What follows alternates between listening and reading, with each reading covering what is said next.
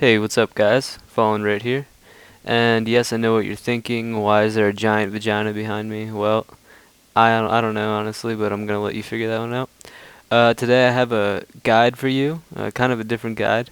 I'm gonna do a complete guide to obtaining the legendary Skill Hunter title, and that's actually a title that I have right here, you can see, and right down there.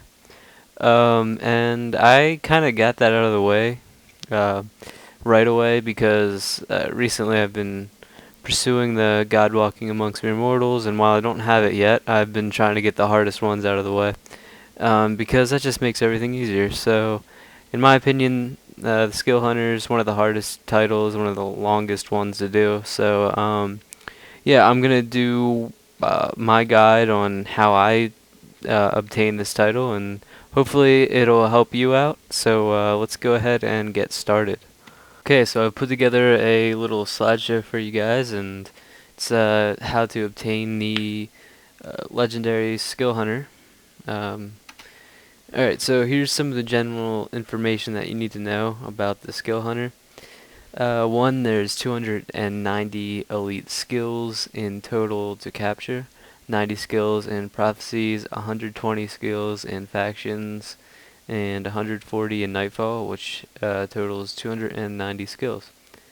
At times, Eye of the North may be easier, um, maybe the easier option to go about capping the skills that you need in a different campaign, whether it be prophecies or factions or whatever.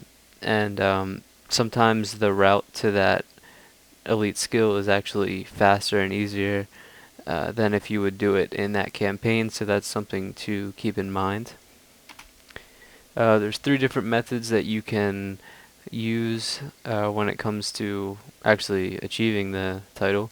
One, you can just buy all Signet of Captures, which will cost you it'll cost you 290 plat at the most if you bought cap skill for every elite skill.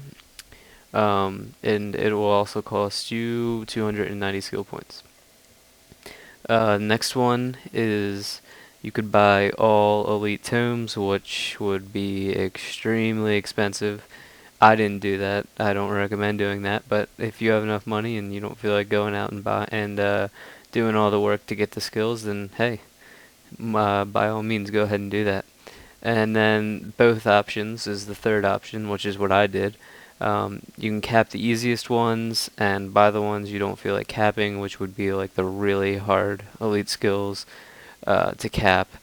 For example, Shield of Judgment, I believe, is one that's extremely hard. You have to go to like some place in the Ice Dome up in Prophecies just to cap it. So I just bought a Monk Tome, an Elite Monk Tome, and that was just easier for me. If you can afford that, I highly recommend doing capping a large majority of them, like most of them. I'd say I capped at least 90% of the skills, and then I just used elite tomes for the ones I didn't feel like going and capping myself. So yeah, that's my favorite option, kind of mixing both of the two methods. And as far as strategy goes, please use the wiki. Um, it's there for a reason. People put a lot of time into the wiki, and that's where I kind of use the wiki as my checklist, and I'll get to that in a second. But seriously, the wiki has all the information you need, where the skills are, where the bosses are, how to get there. Use the wiki. So as far as strategy goes, do it campaign by campaign, and then inside each campaign, profession by profession. So in the Prophecies campaign, do all the warrior skills. In the Prophecies campaign, do all the mesmer skills until you're done with Prophecies, until you're done with all the skills. That's just an example. You can do them in any order you want, but this will help you organize how you go about capping the skills much, much easier. So you're going to want to do that, trust me. And then also do Prophecies first. You'll thank me later. It's the hardest campaign to cap all the skills for because some of them are in just ridiculous places. So get that out of the way first. Trust me, once you get prophecies out of the way, you'll just have the other two campaigns to do, and it'll just be much easier. So, with that being said, um, as this is my recommendation for the order in which you do each campaign, which you complete each campaign. Like I said first, do prophecies first, because this knocks out the hardest campaign right away. And then I would do Nightfall second, because Nightfall has the most skills, the most number of skills that you have to cap. And then do factions third, because it's just the easiest and fastest. And if you have that and you're on your last campaign to go, you'll just be like, all right, let's do this, let's get it done, and it'll be much better. So, yeah, thanks, guys. That's pretty much it.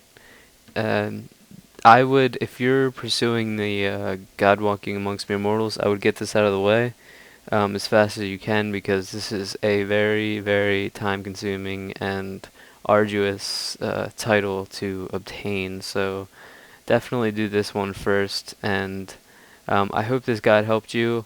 I kind of have a little project that I'm working with. I might be making a website um, for all of my Guild Wars tutorials, and then if that would ever happen, I would make this into a PDF and you guys would be able to download it. But that's just kind of in the works for right now. So anyway, guys, until next time. I know it's been a while since I made a video, but have a good one, and thanks for watching.